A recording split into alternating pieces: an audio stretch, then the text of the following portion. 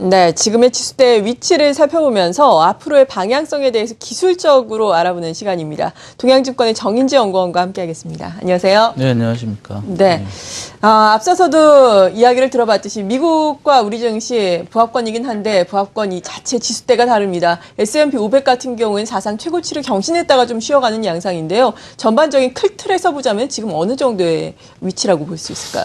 글쎄요, 그러니까 미국 시장 같은 경우는 지금은 사실은 이제 그동안 이제 추세가 이어져 왔고, 예. 그래서 어느 정도 부담이다, 뭐 고점이다 이런 얘기를 할 수 있는 상황임에도 불구하고 쉽게 안 밀리고 있다라는 것 그렇죠. 자체가 사실 강세장에서 이렇게 나타나는 모습인 것 같아요. 우리가 그런 걸 이제 강세 조정이라고 얘기를 하는데, 우리가 조정은 보통 이게 하락하는 걸 조정이라고 생각하기 쉬운데, 네. 장이 강할 땐 하락하지 않고 그냥 횡보를 하다가 또 상승 이어가고 이런 식으로 되면서 이제 추세가 이렇게 기울기 강화되는 이런 모습을 나타내고 있거든요. 그래서 지금은 미국장은 어쨌든 뭐 저항대 부근은 틀림이 없습니다. 그래서 뭐 쉽게 이렇게 강하게 갈 수 있는 장은 아닌데, 그럼에도 불구하고 안 밀리고 또는 어저께 이렇게 상승 시도가 좀씩 나타나고도 있잖아요. 그래서 네. 그런 모습 보면 상당히 견조하다라는 생각이 듭니다.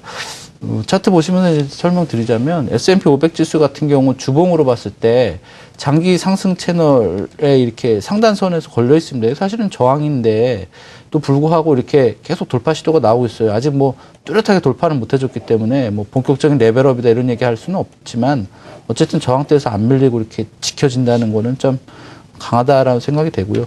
일봉으로 보시면 좀 더 자세히 나타납니다. 뭐 채널선 긋기에 따라서 어쨌거나 이제 채널 상단선에 걸린 모양인데도 불구하고 계속 이제 21일 평선 부근, 그다음에 돌파된 이전 고점대까지 밀렸다가 또 다시 살아나고 이런 모습 보이고 있어서 시장이 어쨌거나 쉽게 밀릴 그림은 아니다라고 생각이 됩니다. 네, 쉽게 밀릴 그림은 아니다. 강세장에서 조정이 나오고 있는 상황이다라고 미국 증시에 대해서 말씀해 주셨는데, 우리 증시도 뭐 바닥권에서는 지금 하반 경직은 잘 지켜주고 있죠. 예. 네, 국내 증시 어떻게 봐야 될까요? 예, 말씀하신 대로 지금은 굉장히 중요한 분기점입니다. 네. 그러니까 지금 만약 여기가 지켜지고 뭐 좋은 시나리오대로 진행이 된다면 굉장히 의미 있는 어떤 중장기 바닥권이 될 수도 있는 가격대이고, 어쩌면 그냥 하락 과정에서 일종의 정거장 같은 역할을 할 수도 있는 가격대인데, 그런 걸 우리가 분기점에서 제가 뭐 한 2년 전부터 계속 이런 말씀 드려갖고 이제 지겨우실 수도 있을 것 같은데, 우리가 장기 박스로 횡보를 하다 이렇게 중심선 부근이 지지를 받으면 이게 지지대로 확인만 되면 사실은 이 채널 상단선 돌파 가능성을 굉장히 높게 볼 수가 있거든요. 그래서 저도 작년 초반에 뭐 이때 2월달, 3월달 이럴 때는 이 박스를 이제 2분기에는 돌파할 수 있겠습니다. 뭐 이런 얘기를 드렸던 이유가 네. 그 당시 여기가 지지가 됐기 때문에 결국에 무너지면서 이제 다시 박스 하단까지 갔었는데, 지금도 그런 기대를 가져볼 수 있는 가격대입니다. 그래서 이게 만약에 지지가 된다 그러면 뭐 최소한 2050 정도 있는 전고점까지도 갈 수 있고, 또 의외로 돌파도 가능한데, 이 만약 무너진다면 다시 또 박스 하단을 확인하는 과정이 진행될 수 있을 것 같아서 중요한 분기점입니다. 이제 지금은 어쨌든 우리가 이 채널 하단선이나 120주 이평선 부근에서 지지가 돼주고 반등 시도가 나오고 있어서 상당히 긍정적이라고 볼 수 있는데, 다만 이제 여기가 어쨌든 나중에 하락하는 한이 있더라도 중요한 지지대이기 때문에 지금 정도의 반등을 가지고 뭐 바닥이 확인됐다 이런 식으로 얘기하기는 좀 곤란하고요. 어쨌거나 네. 충분히 이제 의미 있는 흐름은 나타나고 있다라고 판단할 수 있고요.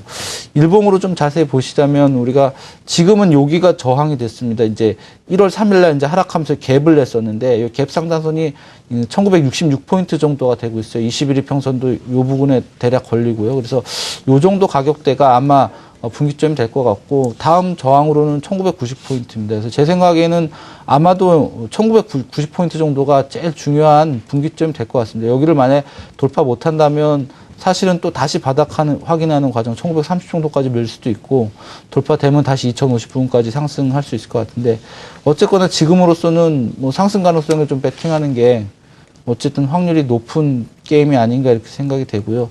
상승을 하더라도 또 이제 본격 상승 여부에 대해서는 굉장히 논란이 좀 앞으로 있을 수밖에 없지 않냐 이렇게 생각이 됩니다. 지난주에 제가 출연해가지고 예. 상당히 불안하지만 이제 여기선 매수를 해야 됩니다 이렇게 말씀드렸었는데, 뭐 그때 매수하신 분들은 지금 그래도 조금 편할 거예요. 약간은 그쵸, 좀 올라왔기 예. 때문에. 근데 지금 따라 매수하신 분들은 상당히 좀 리스크를 좀 안을 수밖에 없습니다. 어느 정도 올라온 상황에서 하는 거기 네. 때문에. 그래서 그런 부분은 좀 감안하셔야 될 것 같고요. 어쨌든 큰 그림으로 보자면 1930포인트만 깨지지 않으면 일단은 반등 국면으로 봐야 된다. 이게 뭐 제 생각입니다. 네, 그래도 지수대로만 보자면은 지금 지수대를 보고 접근하기에는 약간 부담이 있다. 좀 지켜보자라는 말씀이신 거죠. 예. 네. 이어서 업종별 동향도 알아봐야 할 텐데 전기전자 업종 같은 경우에는 바닥을 확인했다라고 볼 수 있는 건가요? 예, 뭐 어느 정도는 바닥이 확인된 것 같습니다. 네. 문제는 이게 바닥이 확인됐다고 상승하느냐 안 하느냐 이게 좀 문제겠죠. 네. 지수적으로 보면 하락 목표치 충분히 도달한 상태에서 반등을 해줬고요.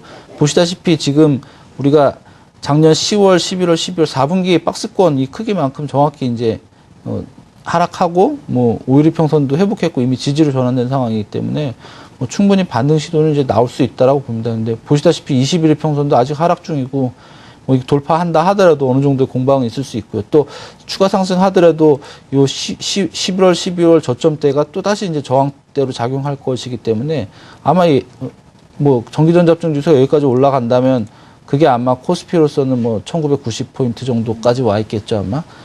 그런 식으로 어쨌든 생각할 수 있겠고요. 네. 화학업종 같은 경우도 이 4,000포인트 부근입니다. 굉장히 중요한 지지대, 저항대 역할을 했어요. 작년에도 그렇고, 재작년에도 그렇고. 그래서 요로 가격대에서 우리 이번 반등해 준 건 되게 고마운 일인데, 문제는 지금 고점이 이렇게 조금씩 이렇게 낮아지고 있는 상황이고, 60일 평선도 하락 전환됐고, 이런 면에서 이제 상승을 과연 얼마나 의미있게 해줄 것이냐, 이런 부분은 조금 좀 의심스러운 상황이고요. 운송장비 업종 지수도 작년 중반에 이제 고점대를 형성한 지지대 왔기 때문에 뭐 지지력은 상당히 강하다. 뭐 이런 것까지는 이제 충분히 주장할 수가 있는데 보시다시피 이제 60일 평선이 쭉 이제 하락세를 형성하고 있어요. 그래서 반등이 나왔을 때 과연 뭐 이 의미 있는 상승으로 이어질 수 있느냐 이런 부분이 좀 의심스럽고요. 금융업종 지수도 지난주에 제가 좀 불안하다고 말씀드렸는데 추가 하락하면서 121일 평선이랑 상승 추세선 지지대 왔기 때문에 충분히 뭐 반등 시도가 나올 수 있는 상황이다 이렇게 보입니다. 그래서 업종별로 보시면 모든 업종들이 대부분 굉장히 중요한 지지대를 좀 확인한 모습이라서 지수 자체도 여기서 이게 추가로 레벨 다운되는 거 지금으로서는 좀 생각하기는 쉽지는 않고요.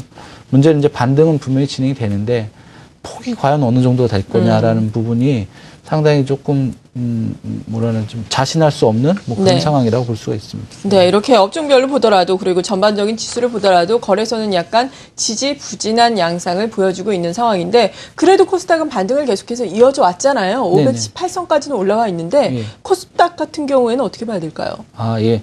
코스닥은 사실은 제가 520포인트 정도가 목표다라고 예. 계속 말씀을 드렸었는데 목표치 근처에 온 것 같습니다. 그래서 일단은 뭐 일봉 차트를 좀 보시면 설명드리자면 지금 우리가 중기 하락 추세선의 저항대에 걸려 있어요. 이렇게 쭉 여기 하락 추세선 그으면 박스권으로 계속 박스권 크기만큼 레벨 다운 해다가 박스권 돌파하고 또 박스권 크기만큼 레벨업 했습니다.